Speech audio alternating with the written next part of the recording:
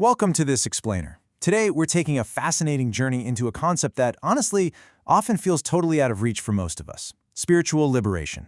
We're going to demystify what it actually means to be a liberated soul, and more importantly, we're going to explore how you might just be able to find that ultimate freedom without, having to sell all your worldly possessions and move to a mountaintop. Let's explore this together.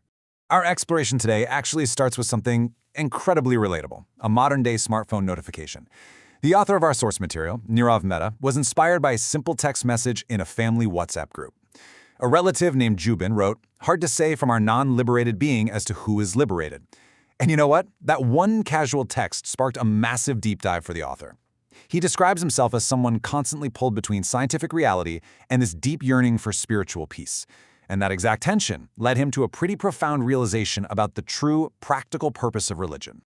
Okay, let's dive right into this because this question is really the crux of our entire explainer today. Can you achieve ultimate spiritual liberation without quitting your day job? I mean, for those of us with mortgages, families, tight deadlines, and just everyday responsibilities, the whole idea of enlightenment can seem like a luxury reserved for ascetics, right? But as we'll see as we unpack this material, liberation might actually be a lot closer to your daily commute than you think. Section 1. Anatomy of a Liberated Soul. Drawing from the essence of Hinduism, the source defines liberation using terms like Jivan Mukta, which literally means being liberated while alive, and moksha. But let's look past the traditional terminology for a second and get to the core definition. It's simply freedom from bondage. The author firmly points out that regardless of whether you look at monotheistic or polytheistic traditions, the true bottom-line purpose of religion is really just this: achieving peace and happiness in the here and now. Now, what's really interesting is how we can frame the exact opposite of that peace. If liberation equals peace and happiness, then bondage equals ego, anger, and jealousy. The source material argues that peace is simply what happens when you are perfectly adjusted to your surroundings. So what's the absolute biggest hindrance to that peace? Anger and jealousy. And where do those come from? Well, they both stem directly from one single source: the ego. Removing the ego is the ultimate goal here, though. As the author notes, that is definitely easier said than done. So, what does a person who has actually conquered that ego look like? Well, the source outlines these 5 distinct traits. First, they have no ego, or I-ness, meaning they see the exact same self in all beings. Second, they're completely unaffected by the whiplash of pleasure and pain or praise and blame. Third, they act without a selfish motive. They're desireless. Fourth, they're free from karma, which just means past baggage is gone and new actions don't bind them. And fifth, they live in a constant awareness of their true nature. When you meet someone with these traits, the author notes, you can actually feel it. They just radiate this distinct peace. Section 2. Spotting the Enlightened. The litmus test. Ramana Maharshi offered some highly practical tests to identify a true jnani, or enlightened being. Test number 1 is the peace you feel in their presence. Now, it's not about them having this outgoing magnetic charisma. It's actually the exact opposite. It's a profound absence of mental noise. You just feel your own mind get quieter simply by sitting near them, without them having to say a single word. It's wild. So the crucial point in test number 2 is complete authenticity. There is absolutely zero hypocrisy. For a liberated soul, their outer life perfectly matches their inner state. They don't have some curated public persona for social media or followers, and then a totally messy private persona behind closed doors. Nope. They are exactly the same, through and through, in every single context. And this brings us to test 3, which I personally find absolutely fascinating. When you are around a truly liberated person, your questions just dissolve. Your doubts drop away. And it's not because they're handing you these incredibly clever, intellectually satisfying answers. It's because the very need for an answer suddenly lessens within you. That internal urgency to figure everything out, it just completely evaporates in their presence. Beyond those specific tests, there are some outward recognizable signs too. Equanimity. They're the same whether they win or lose, are honored or dishonored.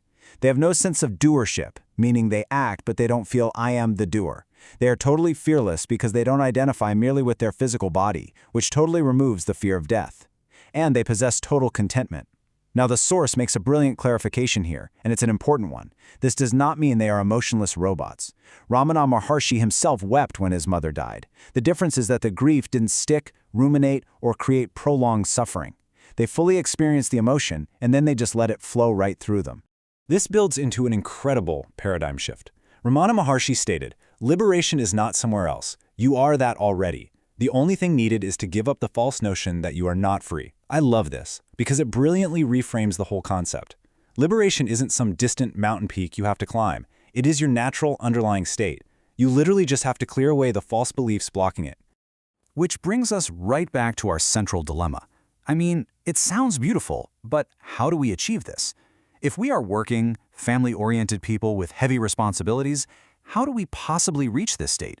Because, let's be honest, letting go of all worldly attachments to go live as an ascetic in the woods just isn't practical or even desirable for most of us. Section 3.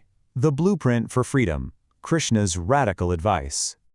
To solve this very modern dilemma, the author turned to one of the most revered texts in world philosophy, the Bhagavad Gita.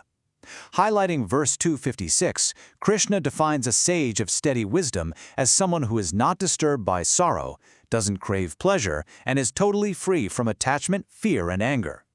Krishna calls this state Brahma Nirvana. And here is the absolute key. It means total freedom while living. It is not an escape from the world, it is absolute freedom in the world. And this illustrates what the author calls the Gita's most radical point. Liberation is not about running away to a cave to escape the noise of the world. Liberation is about doing your dharma, your duty, your job, your role in life. In the Gita, Krishna literally tells the warrior Arjuna to stay and fight his battle, but to do so with his mind anchored entirely in the self. You stay in the messy world, but your internal anchor point completely shifts. Section 4. 4 Steps to Freedom. So how do we actually implement this radical advice in the 21st century? Well, after churning through the philosophy, the author distilled this down into a highly practical blueprint with 4 actionable steps. Step 1, live in the present. Extremely difficult, but achievable. Step 2, accept what is. The author notes that truly accepting a situation, whether it's happy or sad, immediately removes its negative grip on your mind. Step 3, do your work without thinking of the fruits. Honestly, this is perhaps the hardest step, but also the most transformative. It means doing your absolute best at your job or in your family without being obsessed with the reward, the promotion, or the praise. And step 4, try to be selfless, seeing that same divine spark in everyone you interact with. To really help us grasp this, the author uses a stunning visual metaphor. He says we should aim to be like salt dissolving in water. Once the salt dissolves, that rigid, separate crystal is gone, but its essence becomes completely integrated into the whole. It's such a beautiful way of saying you can live fully immersed in the world without letting the stress and ego of the world live inside of you. So the crucial takeaway here is that true liberation means you are no longer rigidly defined by your job title, your relationship status, or your past history. You still go to work, you still love your family, you still participate in society, but your identity isn't held hostage by those things anymore. You begin to act, serve, and work from a place of immense freedom and love, rather than just operating out of compulsion, stress, or ego. This leads to a profound final summary from the source. A liberated soul navigating the modern world with all its chaos lives in the world like an actor who knows he is acting. You play your role as a parent, an employee, a friend, with total dedication and passion. But deep down, there's this quiet, joyful awareness that it's all just a temporary role on the stage of life, not your ultimate eternal identity. Which leaves us with this final provocative thought to carry with you today. Look at your own life, your stresses, your attachments. Are you playing your role or has the role become you? It's a question that really challenges us to step back, dissolve that ego just a little bit, and start finding that everyday ascetic freedom right where we are. Thank you so much for joining me for this explainer. I really hope this provided some powerful clarity for your own journey.